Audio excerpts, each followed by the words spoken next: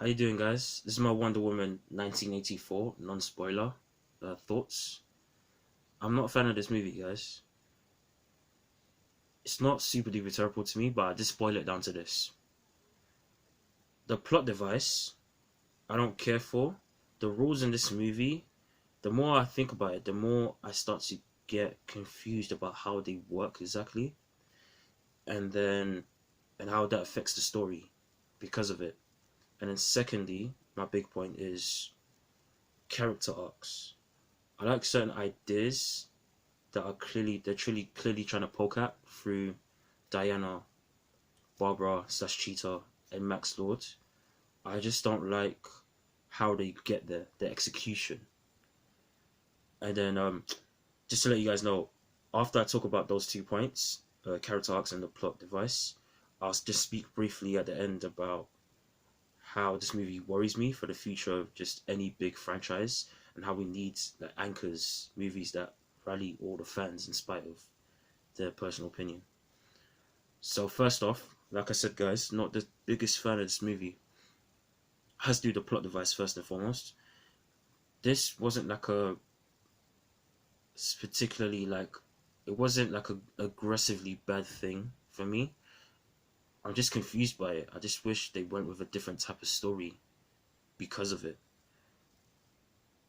The rules, there's a MacGuffin in this movie, without getting spoilers, and you think there are certain rules, implied rules attached to it, but then at points in this movie, conversations with Maxwell Lord, conversations with Cheetah, with Diana, with, you probably know from the trailers from with Trevor returned, they imply something else entirely. They it's like they zig and they zag. It gets confusing, and it made me think that this script wasn't something that was like the crew was completely invested in. But then at the end of the movie, I saw something that really kind of shocked me. Geoff Johns, Patty Jenkins, and Daniel Callaham, who's the writer of Shang-Chi, they are credited with the screenplay of this movie altogether. They are credited with co-writing this screenplay. That really worries me, because that makes me think that they're not as quality as I think they are. Patty Jenkins as a writer, as a filmmaker, maybe it's a different story compared to her writing quality. But I was just so confused by the more I think about it. Just watching the movie, it annoyed me, but it's more like with time that has made me feel some type of way about the internal logic of it. It just confused me a bit too much, so I don't like it. I wish they went with something that was more explicitly Indiana Jones-ish. I'll bring that up a lot in this review.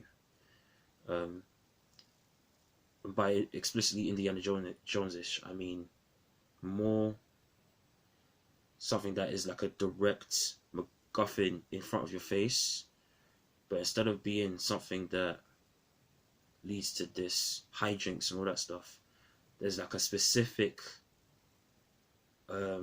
curse, a specific thing attached to it, as opposed to things that just affect the entire world, make things go up and down. I don't understand it. The second big thing with this movie, character arcs, execution of those character arcs. I don't mind certain directions they were trying to go with Diana, with Maxwell Lord in this movie. I'll go one by one. But starting with Diana, I feel like it was to a fault. They were trying to do a rehash of her character arc in the first movie, where she promotes, her example promotes empathy and promotes self-love. But by the end, I was just like, I don't know, it just felt convoluted to me. It felt, I don't care as much this time.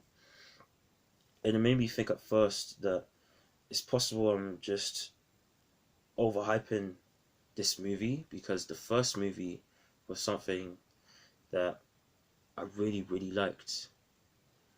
But now I'm not so sure anymore. Now I think that Diana was just not as good. She didn't feel like she was doing things organically. It just felt like she was doing things just because she's supposed to do that.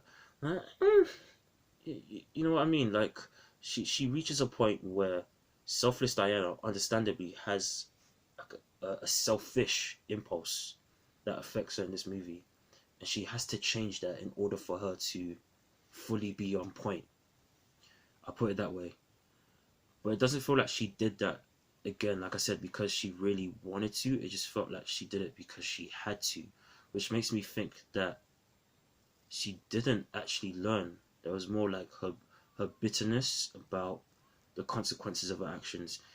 Almost like a mangy child who had a tantrum and or had a fight with someone, but doesn't really feel like bad about her decision. She just feels bad because she knows she messed up with a teacher, a parent, with someone close to her. I don't know. It didn't feel earned. Is my point with Diana, and that really annoys me about a character. Another example with character arcs and not feeling like they were executed in the best way. Barbara slash Cheetah. I actually like her the most in this movie. I was thinking about this, but I still have issues. Well, I like her direction the most in this movie.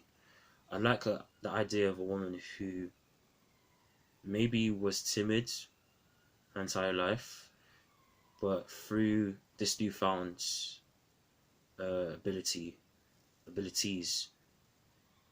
she's now relishing that power, but it's coming at a price. And there's a balance that you have to remember, more internal, right? Imbalanced that you have to remember to be the best person you could be. The problem to me is that I didn't understand how that led to her becoming Cheetah until the very end. And even then, I was like, wait, how did you, using the plot device, again with the plot device, how did you, using this plot device, get from A to B? I don't understand the execution. I understand what they're going for, because they clearly imply at certain points that she's gonna lose herself by gaining these abilities. She's gonna lose that part of her soul that makes her what she is, that makes her good. But it just seemed confusing by the end. That, wait, you wish to, I don't know. I guess spoilers now. I don't even know. I don't understand these things. It makes no sense to me, and it hurt me. But lastly, Max Lloyd, going full on into spoilers because I can't even hold back anymore. I don't understand how he knew about the Dreamstone in the first place. How did he know? Can anyone explain that to me? It's implied at one point in the movie, I was thinking about this. It's implied at one point in the movie that he knew because of the bank robbery that happened at the start of this movie. Is about the black market sales with this Dreamstone. But how would he even know that the Dreamstone had power? Are they assuming that at this point in time, all civilians have general knowledge of magic in this world, of the power of someone like a Diana? Because they imply that she's a mysterious woman, that they don't know who she is, they don't know the nature of this side of the world they're living in.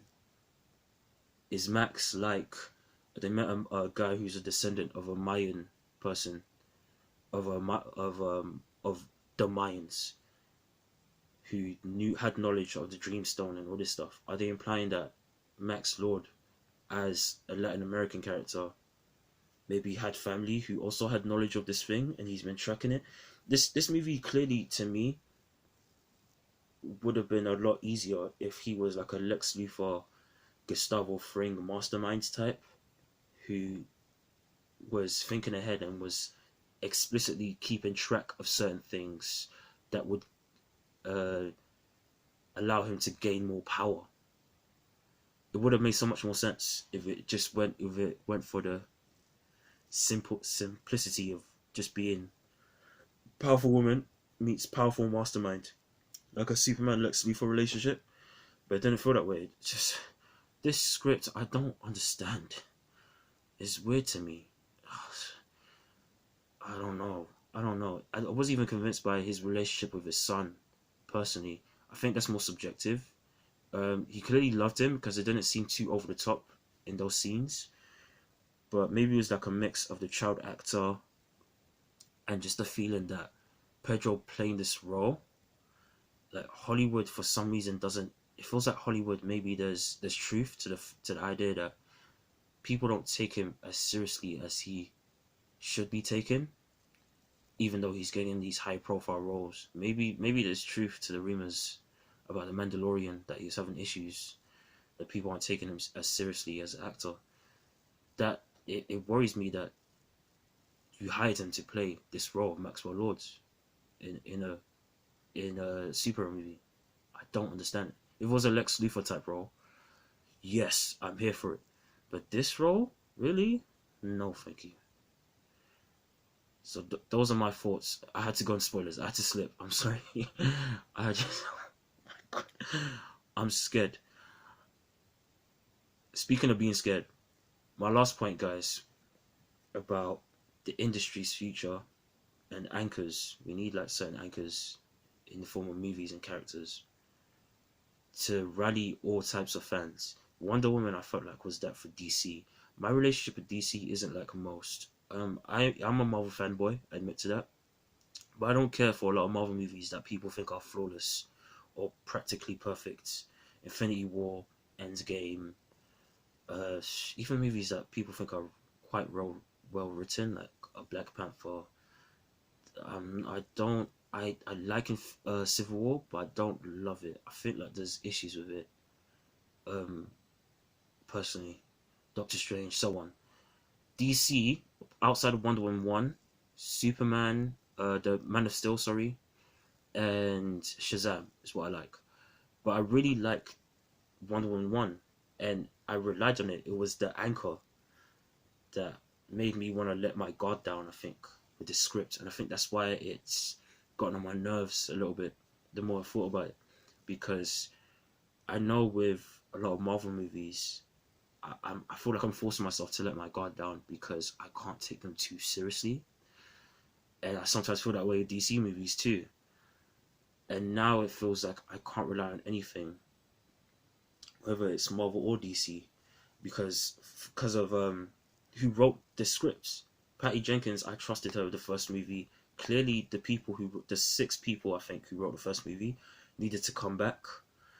And I trusted her with the script, and she didn't deliver. Her, Geoff Johns, and Daniel Callaham, who is the sole writer of Shang-Chi. And that's why I'm worried about Marvel's future, because I wasn't watching them too seriously either, in my opinion, because I was so disappointed in Infinity War and Endgame. But I was excited for Shang-Chi and for 1 or 2 other projects they're doing. And I was willing to let my guard down on that front. But now I'm scared. Now I'm scared for that future. It doesn't feel like there's that anchor that's going to rally fans the way Wonder Woman 1 did for DC fans, the way for many people certain Marvel movies have done. For many people, The Mandalorian has done for Star Wars. I'm disappointed overall, guys. Tell me what you guys think down below. Share this video. Press that thumbs up button if you like this. Feel free to check out more of my videos. Other than that, and subscribe, obviously. Other than that, guys, I'm out. Salute.